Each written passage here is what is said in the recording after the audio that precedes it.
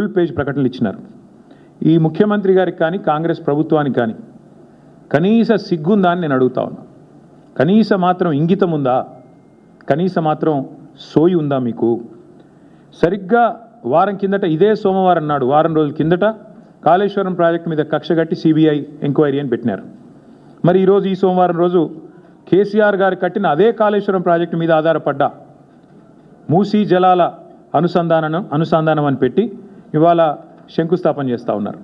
ఇక్కడ విచిత్రం ఏంటంటే, కాకపోతే ఎవరైనా మనిషి జ్ఞానం ఉన్నవాడైతే తల దగ్గర శంకుస్థాపన చేస్తారు, తల దగ్గర చేస్తారు.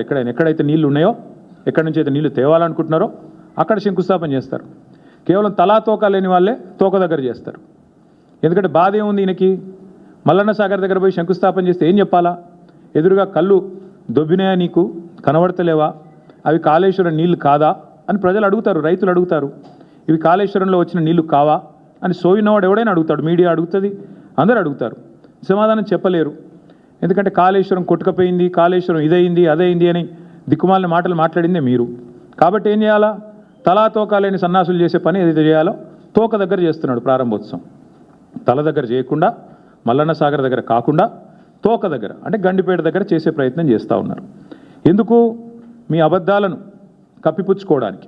మీరు ఇన్ని రోజులు వాగిన వాగుడంతా చెత్తవాగుడు అని ప్రజలకు తెలుస్తుంది. కాబట్టి ఇవాళ మీరు ఎన్ని దిక్కుమాలిన మాటలు మాట్లాడినా చివరికి మళ్ళీ కాళేశ్వరమే మీకు దిక్కయింది. కాబట్టి ఇవాళ మొహం చెల్లక, మల్లన్న సాగర్ దగ్గర శంకుస్థాపన చేయడానికి మొహం చెల్లక ఈ ముఖ్యమంత్రి గారు, ఈ ప్రభుత్వం 1,00,000 కోట్ల అవినీతి, కూలిపోయింది, కాళేశ్వరం కూలేశ్వరం అయిపోయింది అని మాట్లాడిన మాటలు ఏవైతున్నాయో వాటి నుంచి తప్పించుకోవడానికే ఈరోజు గండిపేట దగ్గర ఒక డ్రామా చేస్తూ ఉన్నారు.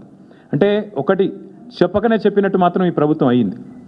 ఎన్ని రోజులు కాళేశ్వరం కూలేశ్వరం అయిపోయిందని వాగిన నోళ్ళే ఇవాళ అదే కాళేశ్వరం నీళ్లు తీసుకొచ్చి హైదరాబాద్ ప్రజలకు మేము గోదావరి నీళ్ళు అందిస్తామని చెప్తున్నారు. అంటే ముఖ్యమంత్రి కానీ ఈ ప్రభుత్వం కానీ చెప్పకనే చెప్పినట్టు అయ్యింది.